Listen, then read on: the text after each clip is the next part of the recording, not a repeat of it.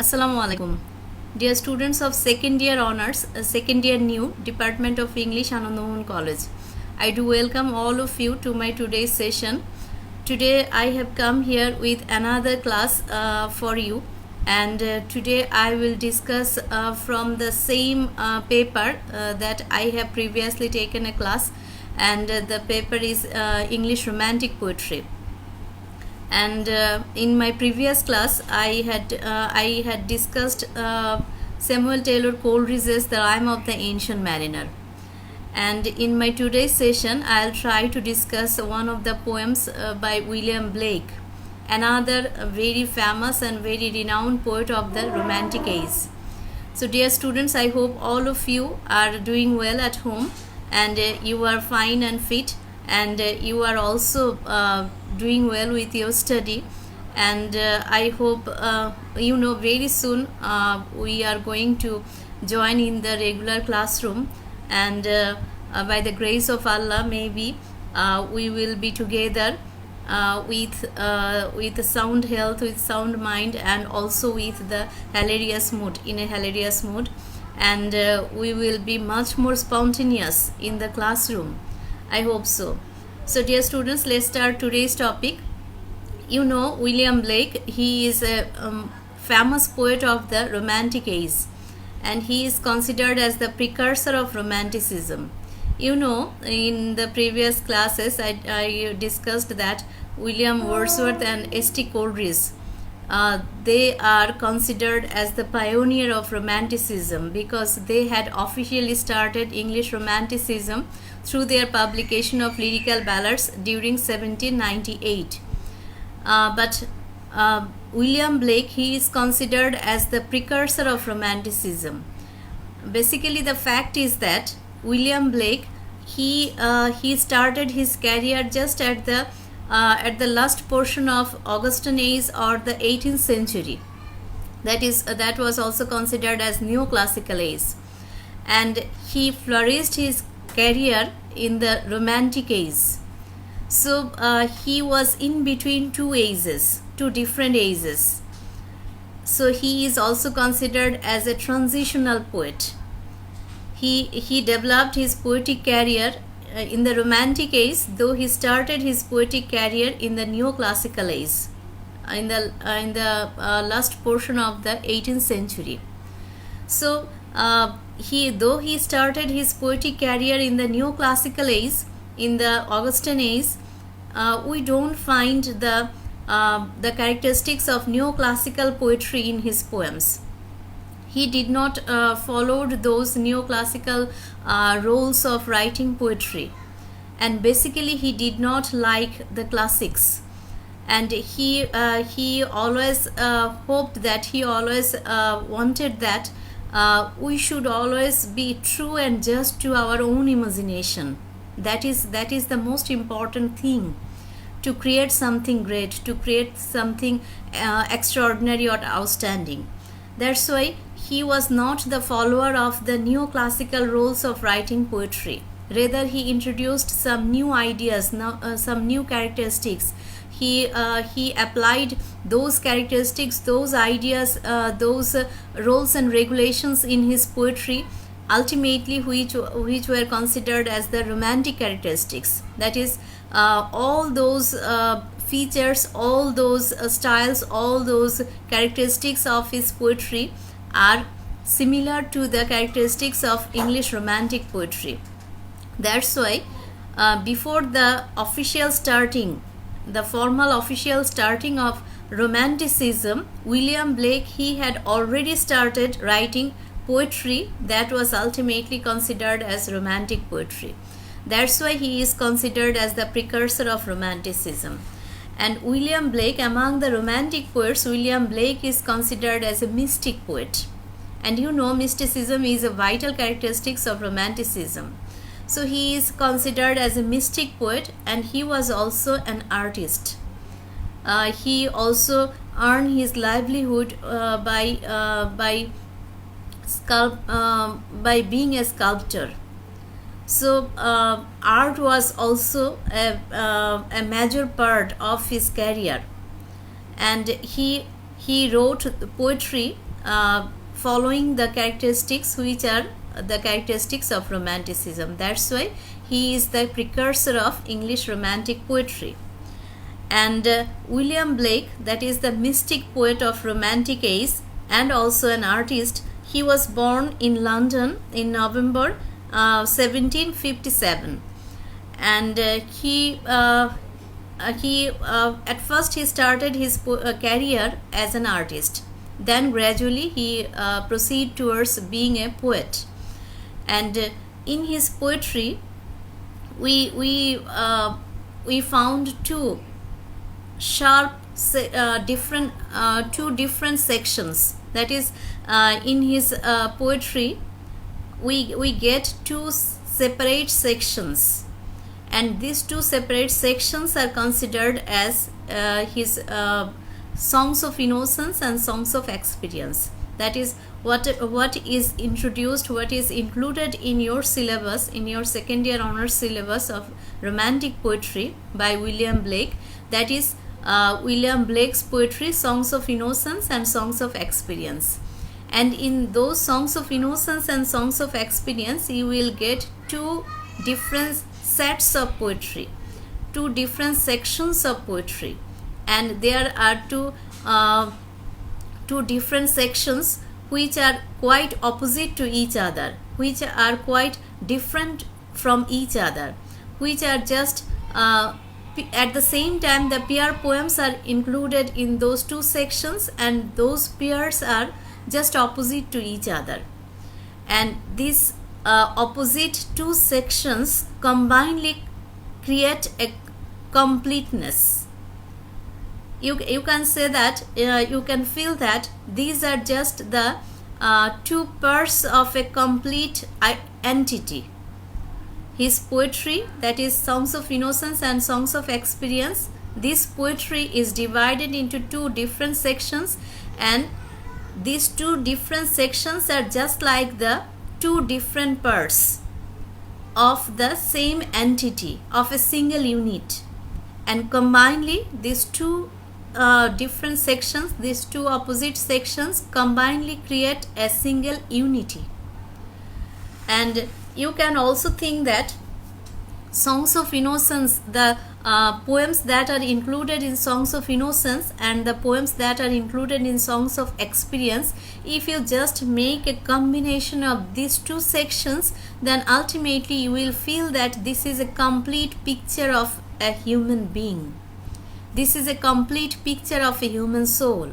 Or you can also say that this is also the complete image of God, the Creator. Actually, we the human being are the combination of opposite characteristics, some opposite characteristics. All the human being, each and every human being has some good characteristics and also has some bad characteristics, some evil characteristics. There is no human being who is completely devoid of any evil characteristics, any evil nature, any evil, what should I say, any evil criteria. And at the same time, there is no human being who is totally evil. From top to bottom, he is completely evil. There is not a single good quality. There is not a single virtue in that person. It is quite impossible to found such type of person. And if you just think that a certain person is there who has only the good characteristics, who has only the virtues, good virtues, then you must say that he is just an angel. The ordinary human being, all the human beings are imperfect creature. It is declared that human beings are the imperfect creature. So none is there who is a perfect one. Flaws must be there in every human being. In some cases, the human, the good, we when we consider a certain person as a good human being, then it is obvious that the maximum characteristics, the maximum qualities in that person are obviously good. These are the virtuous. He is a person of good virtues. in maximum cases. That is, the maximum characteristics, the maximum qualities, the maximum nature of that particular person are the good things, are the good characteristics. And in that case, we usually say that that is a good guy, that is a good person. And in case of a bad person, the most cruelest one, the hardest one, the the most evil one, we usually say such type of, we usually certify in this way, because the most of the characteristics of that person are evil, maybe are evil. That's why we consider him as a evil one, as the cruelest one. But it is not that there is not a single virtuous quality in that guy. Just think that the cruelest person in this world, the villainous character, the most villainous character, in case of that most villainous character, you will also notice that in a certain case, he has some soft corner, he has some soft mentality. Maybe he is a father, he has some father-like quality, he has some soft corner for a certain person. For in certain cases, he may act as a human being, as a good human being. So we, the human being, are just the combination of some positive characteristics and also some negative characteristics. So songs of innocence and songs of experience, that is the innocent characteristics, the virtuous characteristics, and the experienced characteristics, that is the characteristics of the practical world, of the materialistic world, of the worldly situation. Those characteristics are also found in human being, in human nature. So when we are in our childhood, when we are in our immature stage, we usually possess the innocent characteristics. We gradually grow up, and we also cope with the reality of life. We also try to cope with the reality of life. We learn many things from materialistic world. We try to cope with the hard and harsh reality. We learn many more techniques, many more tricks.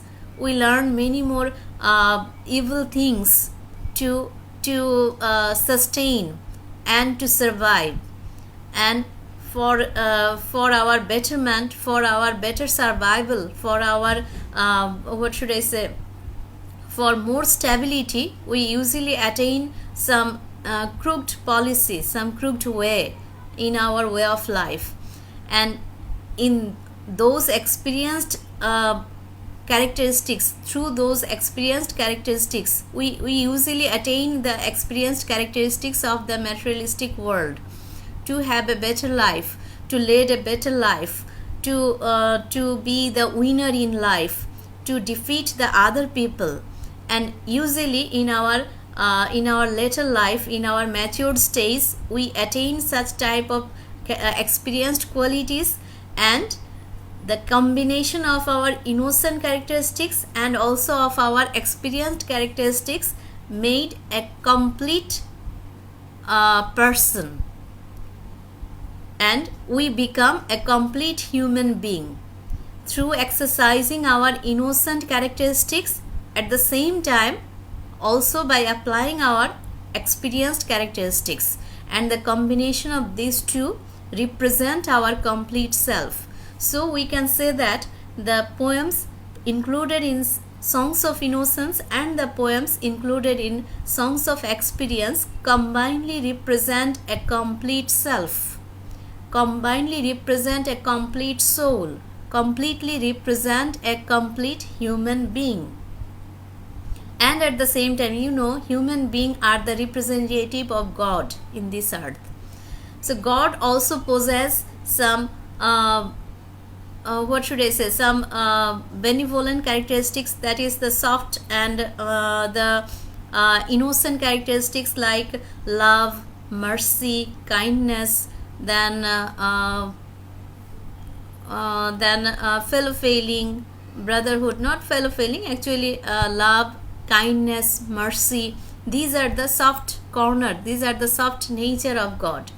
And the same God can also be very much cruel and hard to its creature, to his creature.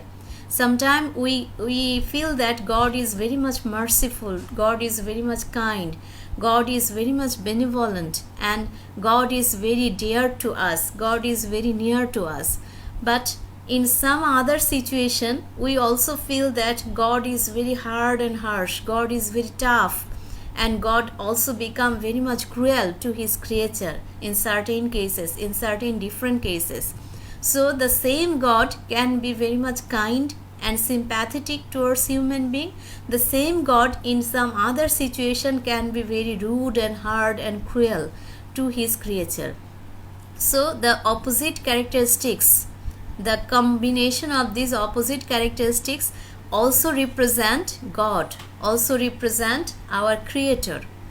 So as earlier I have already mentioned that William Blake is the mystic poet. So mysticism is a religious belief that means the communion or the union with the spiritual entity, that is maybe with the creator, maybe with the divine entity. So this mysticism is actually a spiritual stage where the creature where the creature tries to be connected with the creator, where there is a connection between the creator and the creature. So in the poetry of William Blake, there is always a tendency, we always notice that in Blake's poetry there is always a tendency to establish a connection between the creator and the creation. That is, Blake tries to understand the creator. Blake tries to make us understand the creator by describing the quality of his creature, that is God's creature. If we try to understand the creature of God, that is the supreme creature of God is human being. If we try to understand the characteristics or the nature of human being, then we can also understand man's creator, that is God. So this tendency that is found in William Blake's poetry, that is to find out the existence of God, or to be connected with the existence of God, to feel the presence of God in human nature, in human being. This tendency is very much common in Blake's poetry, and this is the mysticism that is found in Blake's poetry. So dear students, today I will discuss the very initial poem of Songs of Innocence, that is the starting poem of Songs of Innocence. The title of this poem is Introduction, a very a logical title. This is the introduction of his poetic career. So this is the starting poem of his Songs of Innocence, and you know Songs of Innocence is the starting section, because innocence prevail in our childhood and experience comes later on. So innocence is the earlier stage, and here the starting poem of this innocence is entitled as Introduction. So the title is very much logical. So the poet is introducing himself. The poet is introducing his poetic self with the reader, with ourselves. That's why it is the introduction. So in the poem introduction, another point should be discussed here, that is the two sections, Songs of Innocence and Songs of Experience. The setting of these two sections are quite different. In Songs of Innocence, we will notice that the setting is rural, that is, the setting is in the core of nature. So everything is presented here in the core of nature, and everything is presented here in a very simple and lucid way, as simple as nature it is. And everything here is very much plain, very much simple, and without any complication. In Songs of Innocence, whatever the poet wants to say, whatever he feels, he directly utters that. He directly utters that, he plainly explains that without any complication, without any haziness, without any kind of pretension. In the innocent children, they don't know how to pretend, they don't know how to express their hypocrisy, they don't know how to hide their real face, how to what should I say, that is, how to win the heart of people by exercising something which does not exist within himself. So this is not the nature of innocence. Innocence is very simple, and it is just simple as the appearance. There is no hidden face, there is no hidden appearance of innocence. Innocence is just whatever is seen in front of, whatever is seen through the face. There is no hidden meaning, there is no hidden idea, there is no double meaning of innocence. So in innocence, the poet tries to express everything in a very clear and in a very simple way. But the experienced world is quite different. In experienced world, people learn to pretend, people learn to show their hypocrisy, people learn to be cunning, people learn to defeat other people, people learn the technique or the trick how to defeat other people. So in the section Songs of Experience, we will notice that the poet expresses the things with double meaning.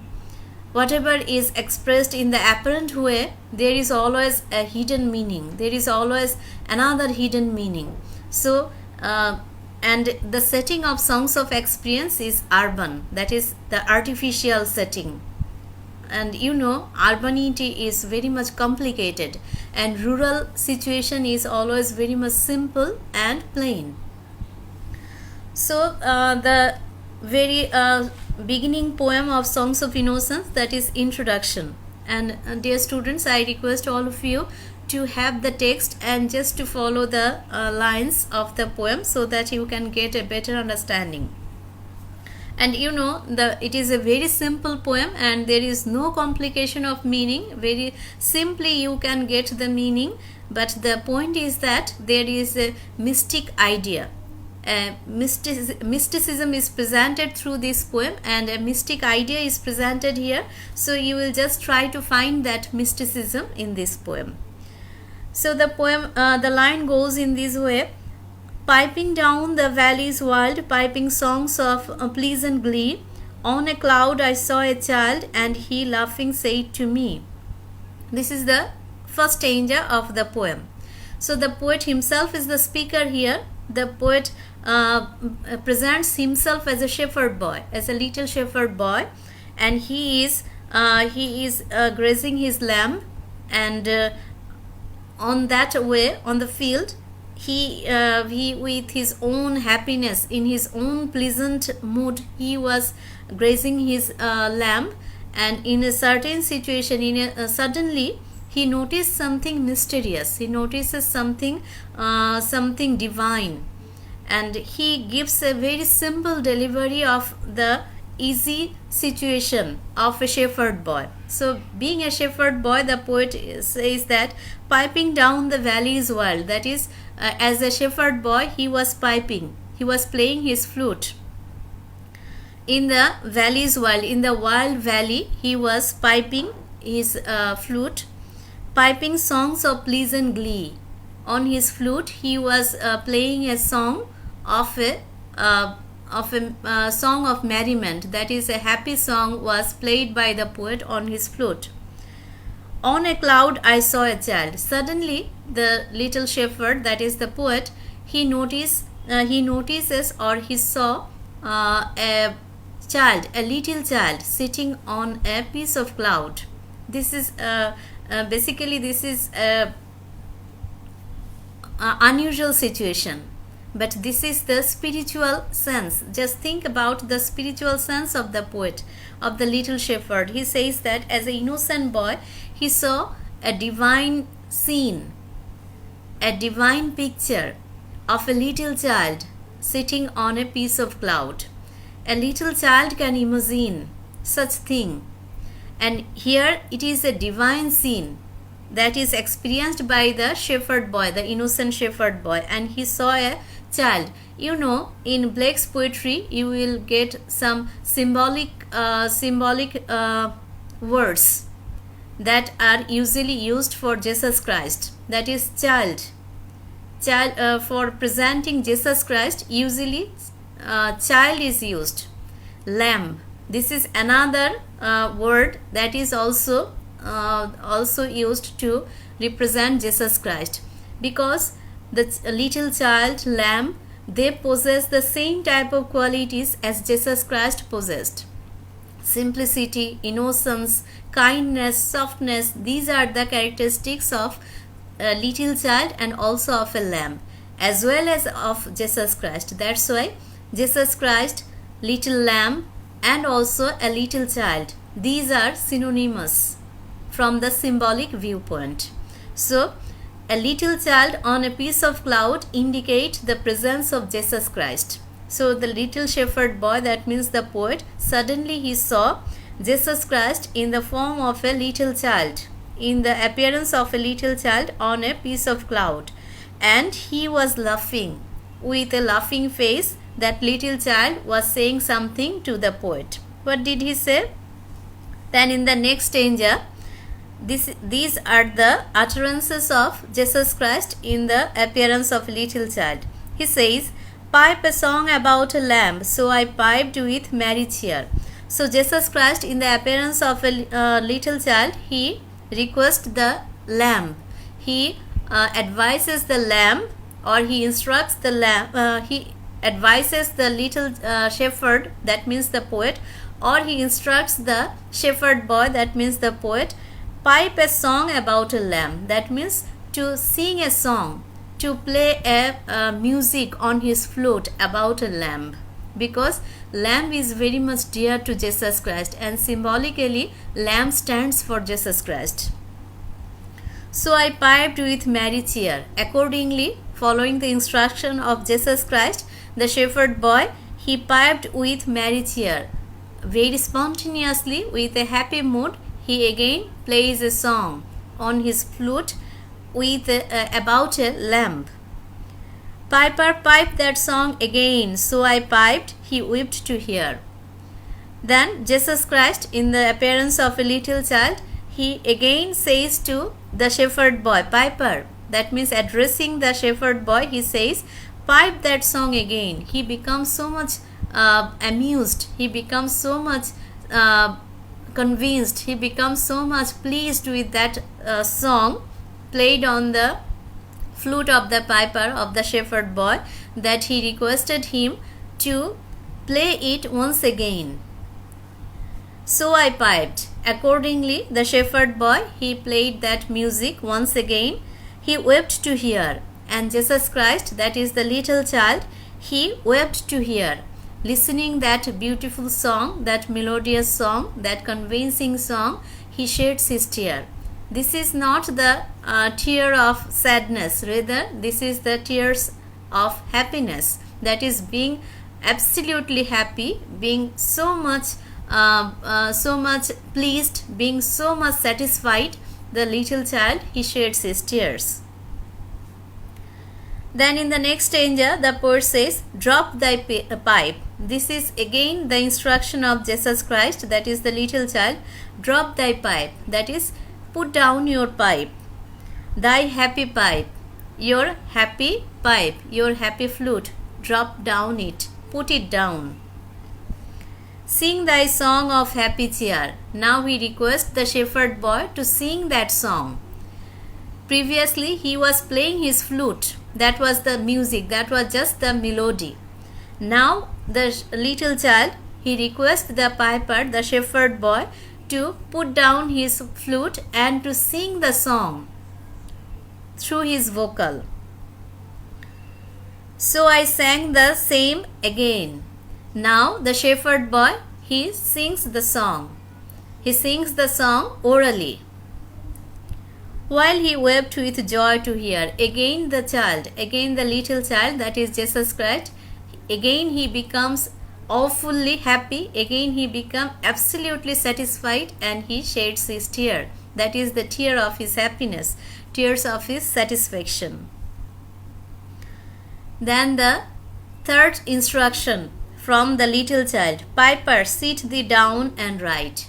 Again he requests the shepherd boy to sit down and to write down the happy verse of his song. At first he was just playing his melody on the flute. Then in the second step, the shepherd boy, he sang that song vocally. And in the third step, Jesus Christ or the little child, he requests the shepherd boy to sit down and to write down the verse of the song. Why? In a book that all may read, so that it can be a permanent piece of art. It can be permanent forever. If the shepherd boy can write down the verse of his song, then ultimately this song will be a permanent one. Ages after ages, generation after generation, this song will remain fresh. It will remain forever. And even hundreds of years later, people can read this verse and can sing this song again and again. So to make it a permanent piece of art, the little child requests the shepherd boy to write down the verse of the song.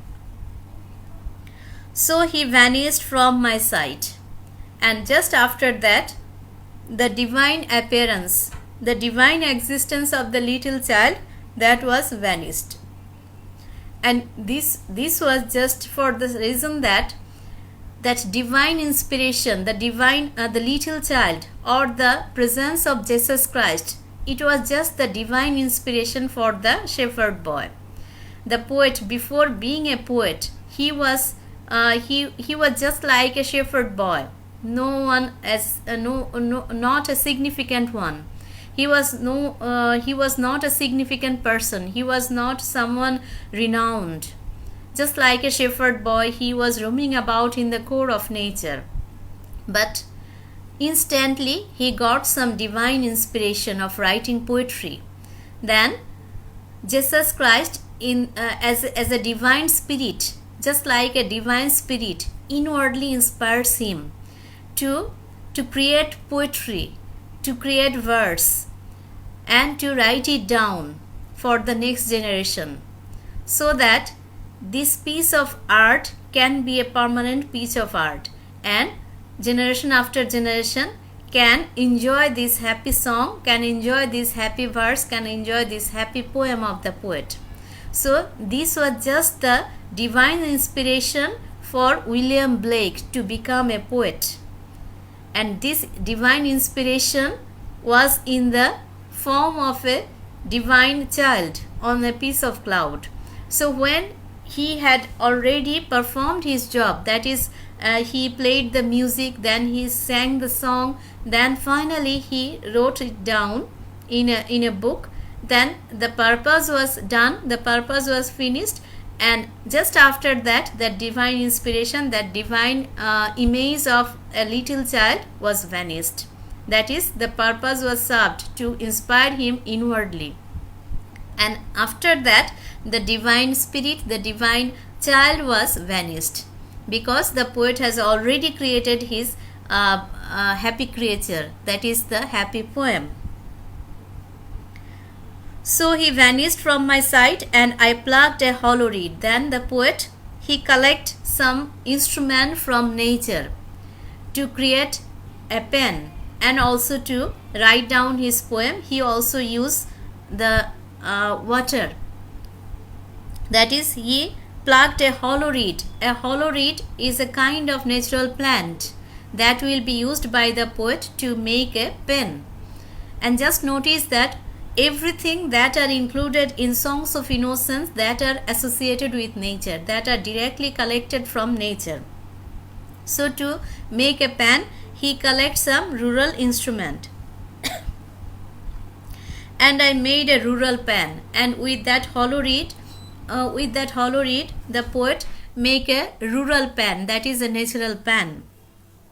And I stained the water clear, and he used water to make ink, or to use it as ink. But water is transparent without any color, that's why he used some natural color to stain the water, so that it can get a color, it can have a color, and with that colored water he can use it as ink, and finally he can write down his verse. And I wrote my happy songs, and with that rural pen and also with that stained water he write down his happy songs, that is his happy poems, his happy verse. Every child may joy to hear, so that every child can enjoy his happy poems, can enjoy his happy verse. Every child can read it and can enjoy the poem and enjoy the verse. So why, just think the point, why does the poet says that every child can enjoy the poem? Is it that the poems of William Blake or the poems included in Songs of Innocence will be read only by the children? Then why are you reading, or why are you studying the poetry of William Blake, the poems, Songs of Innocence? Why we are studying the poems included in Songs of Innocence? We are the adult people. The fact is that here in every human being, even in every adult, also in every old person, there are some innocent characteristics. Excuse me. In every human being, in his adult stage, even in his old stage, some innocent characteristics always prevail, always exist up to his death. So, when you will go through the poems Songs of Innocence by William Blake, if you read these poems with a simple mind, with the innocence of your mind, then only then you can enjoy the poems. Only then you can feel the happiness of these poems. These are the simple poems with the simplicity of innocence. That's why with the innocent mind of every adult person, these poems can be enjoyed.